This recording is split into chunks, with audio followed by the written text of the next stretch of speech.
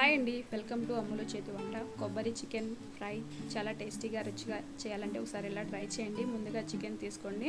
Chicken నీట్గా wash చేసుకుని chicken తీసుకొని కొబ్బరి పేస్ట్ అనేది 1 కప్ తీసుకోవాలి. కొబ్బరి పేస్టు, సాల్టు, పసుపు అనేది వేసుకొని ఒకసారి మ్యారినేట్ చేసుకొని కొంచెం వాటర్ వేసుకొని కుక్ చేసుకోవాలి.